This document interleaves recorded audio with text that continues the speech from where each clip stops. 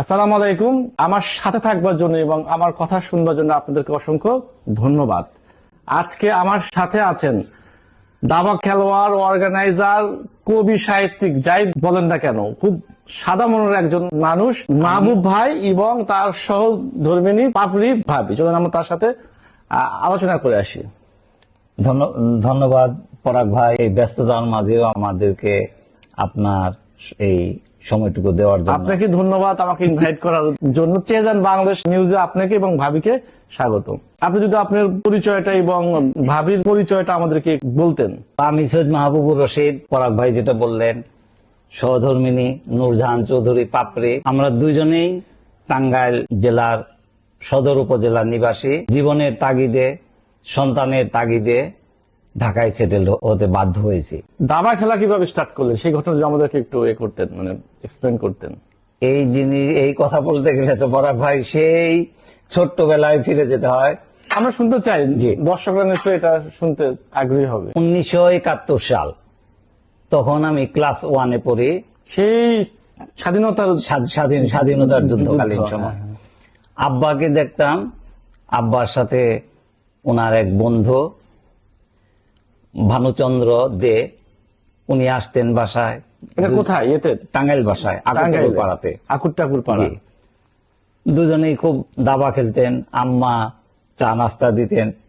এরকম দেখতাম যে কোনো কোনো দিন বন্ধের দিনগুলাতে ওনাদের সারাদিন এইভাবে কেটে যেত। আচ্ছা আচ্ছা। আমি পাশে বসে বসে আব্বাদের খেলা দেখতাম। দেখতে দেখতে মোটামুটি সবগুলা চালি মানে অনুধাবন করতে পারছিলাম, সক্ষম হইতেন আর কি। জি। শুধু ঘোড়ার চালটা বুঝতাম না। আচ্ছা আচ্ছা। তারপরে একদিন আব্বাকে দিদি, আব্বা এটা ঘোড়া বলো কিভাবে দাও তুমি? এটা একবারে এতগুলা যায়, আবার চতুর্দিকে যায়, একবার ডানে বামে পেছনে, এটা কেমন? পরে আব্বা বুঝাই দিলেন। আচ্ছা, তো এরপরে আব্বা কাকা খেলেন, আমি বসে বসে দেখি। একদিন আব্বা কাকাকে রীতিমতো অ্যাটাক করে কোন ঠাসা করে ফেলছেন। আচ্ছা আচ্ছা। কাকা মেট। হ্যাঁ হ্যাঁ। কাকা বলতেছে নেওয়াজ। আবার আমার আব্বার নাম সৈয়দ আলী নেওয়াজ। আচ্ছা আচ্ছা। উনি মারা গেছেন 1991 সালে হজ করার পরে। দোয়া করবেন আব্বার জন্য। হ্যাঁ অবশ্যই। আব্বা বলতেছে ভানু এবার আর তো রক্ষা নাই। কাকাও মাইনে নিতেছেন। আমি কাকাকে বললাম, কাকা আপনি এই মুখটা, এই চালটা দেন। কাকা একটু অবাক হইল, আব্বাও অবাক, দুইজনেই মানে রীতিমতো স্তম্ভিত। আচ্ছা আচ্ছা। আব্বা আমাকে পিঠে চাপকে বলতেছে এইভাবে, সাবাস বেটা, তুই জীবনে কখনো দাবা ছাড়বি না, দাবা খেলবি। সেই থেকে আসলে আমার এই ইন্সপাইরেশন আচ্ছা আচ্ছা। দাবার প্রতি।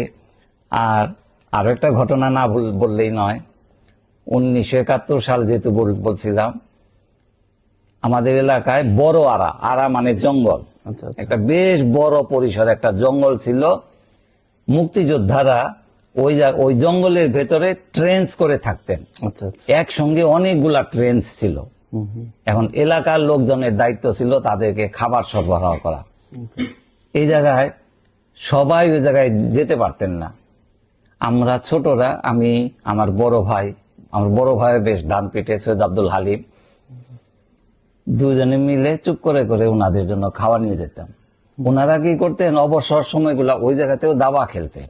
আচ্ছা আচ্ছা। মুক্তিযুদ্ধ যারা তারাও খেলতেন, মুক্তিযোদ্ধারা খেলতেন ভিতরে বসে বসে অবসর সময়। ইন্টারেস্টিং কাহিনী আসলে একটা জি। ভালো কথা। আমি বড় ভাই ওনাদের সাথেও খেলতাম। এইভাবে আস্তে আস্তে দাবায় অগ্রসর হই। আচ্ছা আচ্ছা। তারপরে দীর্ঘ সময় লেখাপড়ার জন্য আবার দাবায় অফ। আমি আর আমার একটা ফ্রেন্ড বেশ প্রতিভাবান আমার দৃষ্টিতে। আমার ওই ফ্রেন্ডটা মনিরুজ্জামান মনির, আচ্ছা আচ্ছা। ওর ডাক নামটা ছিল লিটন। এত প্রতিভাবান ছিল যে ওর খেলা দেখে আমি নিজেও অবাক হয়ে যেতাম। আচ্ছা আচ্ছা। দুজনে মিলে প্র্যাকটিস করতাম, দাবা খেলতাম। তারপরে একদিন ও বলতেছে, মুসা চল, আমার পারিবারিক নাম কিন্তু মুসা। আচ্ছা, জি, মুসা চল, আমরা দুইজনে ক্রীড়া সংস্থায় টাঙ্গাইল জেলা লিগ হবে, ও জায়গায় খেলি। ঠিক আছে, খেলতে যাই। দুই বন্ধু চ্যাম্পিয়ন রানার আপ হই। ও, তা তো খুব সুন্দর একটা ঘটনা। স্টার্টিংটা খুব ভালো ছিল। ওই জায়গার থেকে ক্রীড়া সংস্থা আমাদেরকে কিন্তু দাবা ফেডারেশনে পাঠায়। এটা হলো এই যে ন্যাশনাল ন্যাশনাল বি আর যেটা, বি বি। যেটা ছিল, এরকম আসতে খেলতে আসে। ওর সঙ্গে সৌভাগ্যক্রমে আমি বলি রানী হামিদ আপার খেলাটা পড়ে, আচ্ছা আচ্ছা যদিও হেরে যায়, আচ্ছা আচ্ছা কিন্তু আমার বুকের ভেতরে একটা কষ্ট ছিল, আমার তো রানী হামিদের সাথে খেলা হইল না। খেলতে চায়। নিয়াজ মোর্শেদ রানী হামিদ কিন্তু ওই সময় দোর্দণ্ড প্রতাপের সাথে দাবা খেলে যাচ্ছিলেন। আমার ভেতরে আজ অবধি কিন্তু সেই দুঃখটা রয়ে গেছে, দাবার বোর্ডে আমি রানী হামিদ আপাকে এখনো পাই নাই। না আমার যেহেতু এই page grand master Niaz Morshed এবং রানী হামিদ সবসময় ফলো করতেই থাকেন, তো ওনাদের কাছে থাকবে একটা রিকোয়েস্ট থাকবে যে রানী আন্টি যেন খুব শীঘ্রই মাহবুব ভাইকে একদিন ইনভাইট করে গেম খেলার জন্য। ইনশাল্লাহ। যাক, এখন আপনার কি দিয়ে হাইস্ট রেটিং স্ট্যান্ডার্ড? 1881, আচ্ছা আচ্ছা এখন বর্তমানে 1811, আচ্ছা আচ্ছা। Till today. প্রফেশন হিসেবে আপনি কি করেন এমনিতে? প্রফেশন, অ্যাজ এ প্রফেশন আমি একজন বিজনেসম্যান, কিন্তু এখন আসলে সবকিছুর থেকে রিটায়ার্ড। এখন আমি পারিবারিক লাইফটাকে এনজয় করতেছি, আলহামদুলিল্লাহ, আল্লাহ যা দিচ্ছেন যথেষ্ট। বাচ্চারা এখন কর্মে ঢুকে যাচ্ছে, চারটা সন্তান আমার, 2 ছেলে 2 মেয়ে, চারটাকে আমি কম্পিউটার সায়েন্স এন্ড ইঞ্জিনিয়ারিং এ পড়িয়েছি, এমনকি ছোট 2টা পড়তেছে। আচ্ছা আচ্ছা আর 4টাকেই আমি কিন্তু ইউআইইউ থেকে গ্রাজুয়েশন করাচ্ছি। very good. কেননা আমি চাই না যে বাবা কোন সন্তান আমাকে বললো, আব্বা তুমি আমাকে পড়াইছো ইউআইইউ তে, আরেকজনকে দিছো ড্যাফোডিলে, একজনকে দিছো ঢাকা ইউনিভার্সিটিতে। আমি বলছি না আব্বু, তোমরা 4 জনেই আমার সন্তান, একই জায়গার থেকে একই লেভেলে চলে আসো। আচ্ছা আচ্ছা। এখন মানে ভাবির কাছে একটা কোশ্চেন, যে আপনার হাজবেন্ড এখন আসলে বেসিক্যালি একজন দাবা খেলোয়াড় বা দাবা ভক্ত একজন মানুষ, এটা কি আপনি কিভাবে করেন? এই জায়গায় পরাগ ভাই আমি একটু বলি, ওই 81 পরে তারপরে তো আবার লেখাপড়া, যাই হোক কর্মের জন্য ধর্মের জন্য বেছে নিলাম সৌদি আরবকে।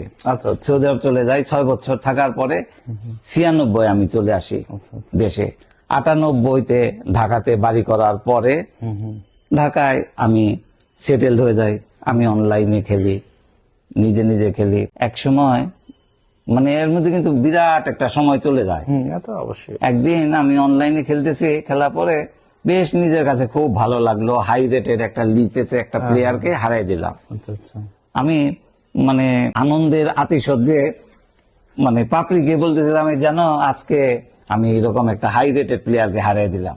আচ্ছা ও তখন আমাকে বলতেছে, এই তুমি এত ভালো দাবা খেলো, তাহলে তো টুর্নামেন্টে খেলো না কেন? হায়, আমার মাথার ভেতরে আবার এক চক্কর দিল। সত্যি তো, ছোটবেলায় যখন খেলতাম তখন ঢাকায় এসে থাকার জায়গা ছিল না, আজকে আমার ঢাকায় থাকার জায়গা, আমি দাবা খেলি না, এটা কি হয়? হ্যাঁ, তা তো অবশ্যই। সবসময় মানে কম্পিউটারে খেলা, মানে সর্বক্ষণ কম্পিউটারে খেলে। আচ্ছা আচ্ছা কম্পিউটার খেলতে পছন্দ করতাম। আমি বললাম তুমি যখন সারাক্ষণ কম্পিউটারে একা একা খেলো, এটা তো আসলে মজা। হ্যাঁ, তা তো অবশ্যই। আরেকজনের সাথে খেললে ভালো লাগবে। তখন বললাম যে তুমি তাহলে টুর্নামেন্ট দেখো, টুর্নামেন্টে খেলো। তারপর যে টুর্নামেন্টে খেলা আচ্ছা শুরু আচ্ছা। করলাম। তাও তো আপনাকে ইন্সপায়ার করছে আসলে ভাবি। জি, ছোটবেলায় বাবা আর আফটার ম্যারি মানে পাপড়ি। আচ্ছা আচ্ছা, ভেরি গুড। এমনকি পরাগ ভাই সত্যি দাবা, আপনি তো বুঝেন, দাবা খেলতে গেলে 2 দিন 3 দিন, এমনকি ইন্ডিয়া গেলে 7 দিন 8 দিন কোনো মানে নাই, পরিবারের সাথে যোগাযোগ নাই। ঢাকাতেও খেলতে গেলে একটা খেলা খেলতে গেলে দেখা যায় যে সারাদিন, 1 সপ্তাহ 10 দিন শেষ। আজ অবধি কিন্তু সে আমাকে কখনো বলে নাই তুমি বাজার করে দিয়ে যাও, বাজার নাই, টাকা দিয়ে যাও, টাকা নাই। মানে আমি এই ক্ষেত্রে তার প্রতি আসলেই কৃতজ্ঞ। আপনি তাহলে খুব ভালো একজন পার্টনার হিসেবে ওনার মতো একজন পাইছেন বলে আমি আপনাকে সৌভাগ্যবান মনে এই করি। ক্ষেত্রে আমি আসলেই আলহামদুলিল্লাহ বলি। তো আমরা জানি আপনি অনেক টুর্নামেন্টও করেন, অর্গানাইজ করে থাকেন। আপনারা কি কি টুর্নামেন্ট অর্গানাইজ করেছেন আসলে? এইরকম টুর্নামেন্ট বলতে আসলে যখন দাবার সাথে আসলে জড়াই গেছে, তখন আমি, আরেকজন আছেন টাঙ্গাইলে ফাইজুল্লাহ নাম, ইমরান ভাই, জি, আমরা 2 জনে আসলে পরামর্শ করলাম যে ইমরান, টাঙ্গাইলের দাবারু বা দাবারু থাকলেও হাই রেটেড নাই বা কোনো মানে ফিদে টাইটেল প্রাপ্ত দাবারও আজ অবধি টাঙ্গাইলে নাই, তাহলে চলো 2 জনে মিলে করি। সে বললো, মুসা ভাই ভালো কথা, চলেন। এই এখনো আমরা করি আর কি, কিন্তু যে ভাবে করার কথা সেইভাবে হয়ে উঠতেছে না। দোয়া করবেন টাঙ্গাইলটাকে যেন দাবায় তুলে নিয়ে আসতে পারি। তবে টাঙ্গাইলে সত্যিকার অর্থে অনেক প্রতিভাবান দাবারও আছে, যারা আসলে চর্চার অভাবে আসলে ঠিক জায়গায় লাইম লাইটে আসতে পারতেছে। সুযোগের অভাবে আসতে পারছে, টাইম জি, জি। আপনি টাঙ্গাইলে যদি এই যে বিকেল বেলায় মানে বিকেল আমি গিয়েছি আকুর টাকুর পাড়াতেও আমি গিয়েছি, মানে অনেক খেলোয়াড় দাবা খেলা, আমি ওনাদের সাথে খেলার আমার অভিজ্ঞতা আছে। আপনি রাস্তায় দিয়ে ঘুরবেন, দেখবেন যে স্ট্রিট দাবারও পাবেন আপনি অনেক, আচ্ছা, আচ্ছা। এমনকি তারা কিন্তু কোয়ালিটি সম্পন্ন। হ্যাঁ, আপনাকে অসংখ্য ধন্যবাদ আমাদেরকে সময় দেওয়ার জন্য। আশা করি চেজ এন্ড বাংলাদেশ নিউজের সাথে আপনারা থাকবেন। আর ভাবিকেও অসংখ্য ধন্যবাদ। জি, পরাগ ভাই আপনাকেও ধন্যবাদ। পাশাপাশি আমার ইচ্ছা থাকবে যে মৃত্যুর আগে যেন দেখে যেতে পারি বাংলাদেশে দাবায় রমরমা অবস্থা। ইনশাল্লাহ, ইনশাল্লাহ, ইনশাল্লাহ দোয়া করবেন আমাদের জন্য। অবশ্যই। দর্শক সবাই ভালো থাকবেন, সুস্থ থাকবেন, চেজ এন্ড বাংলাদেশ নিউজের সাথে থাকবেন। আল্লাহ হাফেজ।